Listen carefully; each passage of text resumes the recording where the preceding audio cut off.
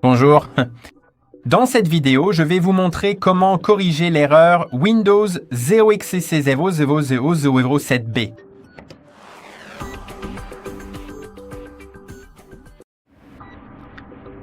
La corriger n'est pas très difficile, mais parlons d'abord de la cause. Il se peut qu'il manque une DLL ou qu'elle soit corrompue, ce qui est en quelque sorte une bibliothèque de commandes pour Windows, pour faire simple.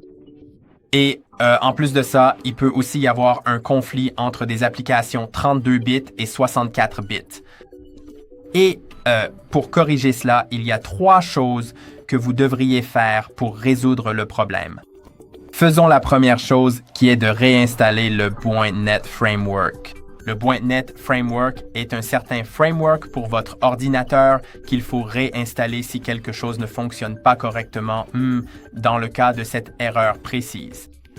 Alors, allons sur un navigateur et cherchons .NET Framework.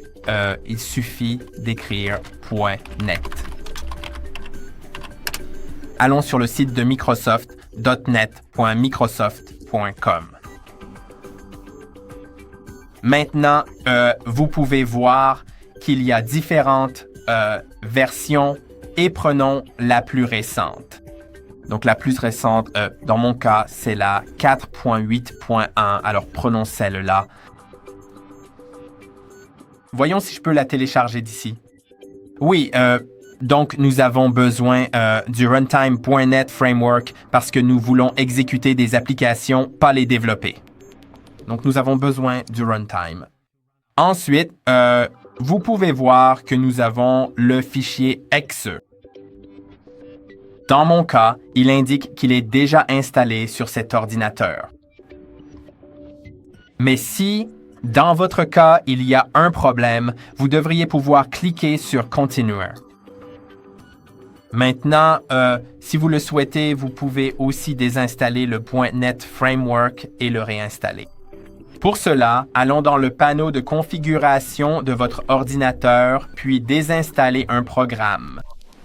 Maintenant, vous pouvez voir que nous n'avons pas le .NET Framework ici, donc nous ne pouvons pas le désinstaller. Il s'avère que nous n'en avons pas besoin. Mais nous devrions aussi obtenir les redistribuables Visual C++. Alors, cherchons aussi Visual C++ redistributable. Ensuite, allez sur le site web officiel de Microsoft.com. Cherchons par exemple l'endroit précis pour le télécharger, parce que c'est toujours un peu caché quelque part sur le site. Donc, oui, cherchons attentivement l'installateur approprié.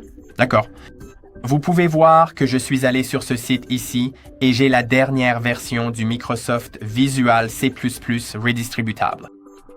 Et la dernière version est ici, n'est-ce pas? Maintenant, nous avons l'architecture indiquée ici et cela dépend de l'architecture de votre processeur.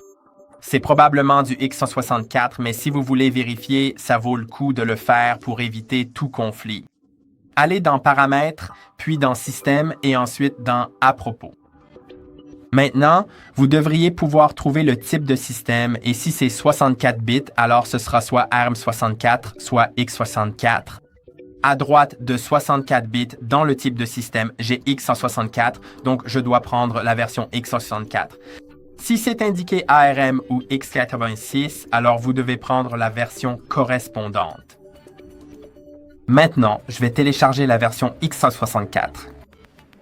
Ensuite, installons-la. Je vais accepter les conditions de licence et cliquer sur « Installer ». Attendons que l'installation se termine. Même si je l'ai déjà ici, ça vaut la peine de le réinstaller. Cela mettra à jour la version. Alors, attendons que ce soit terminé.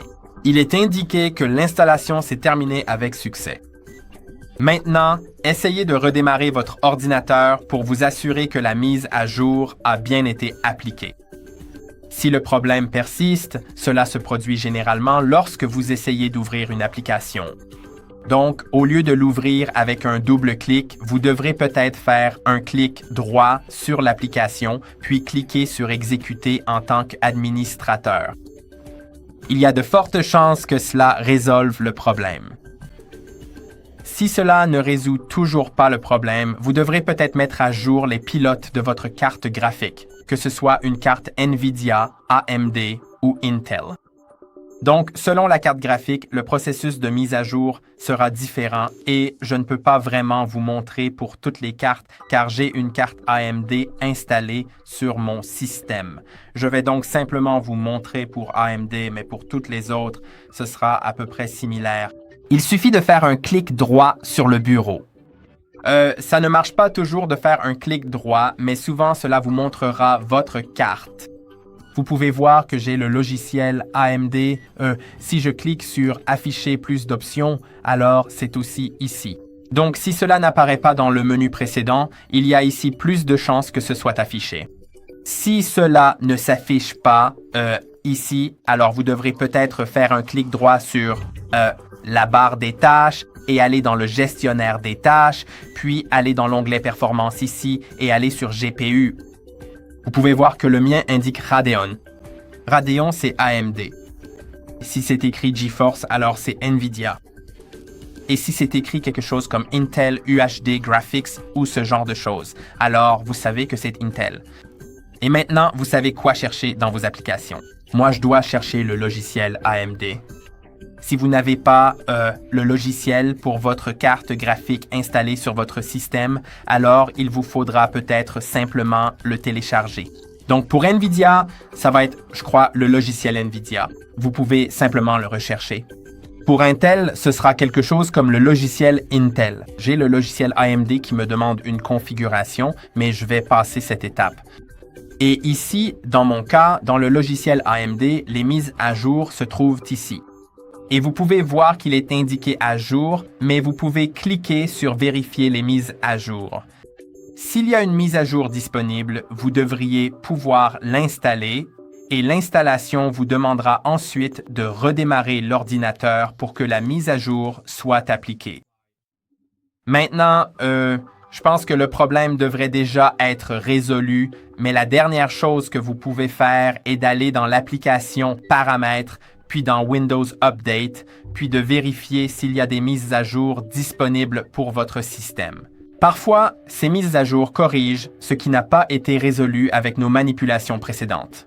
Vous pouvez voir que les miennes sont à jour, mais si des mises à jour sont disponibles, vous devriez pouvoir cliquer sur « Télécharger et installer tout » sur ce petit bouton juste ici. Cela commencera d'abord par télécharger puis installer. Et ensuite, certaines mises à jour vous demanderont de redémarrer l'ordinateur, donc il vous suffira de le redémarrer. Toutes les mises à jour seront appliquées et vous serez prêt à repartir. De plus, dans les options avancées, vous pouvez trouver des mises à jour facultatives, puis des mises à jour de pilotes. Et ici, vous pouvez voir que j'ai en fait des pilotes gratuits d'AMD. AMD signifie Advanced Micro Device, donc ces trois-là sont des mises à jour pour mon système. Je devrais peut-être les installer, mais ces mises à jour facultatives ne doivent être installées que si vous rencontrez un problème spécifique. Donc, si le problème n'a pas encore été résolu, c'est votre dernière étape. Sélectionnez les pilotes AMD, NVIDIA ou Intel, puis cliquez sur Télécharger et Installer. Je ne vais pas le faire parce que je n'ai pas ce problème, mais si c'est votre cas et que les solutions précédentes n'ont pas aidé, même après des redémarrages, alors vous pouvez essayer cette option. N'oubliez pas non plus d'ouvrir vos applications en tant qu'administrateur pour vous assurer qu'il ne s'agit pas d'un conflit avec votre compte non-administrateur. Et j'espère que cette vidéo vous a été utile. N'oubliez pas de liker et de vous abonner et on se retrouve dans la prochaine vidéo.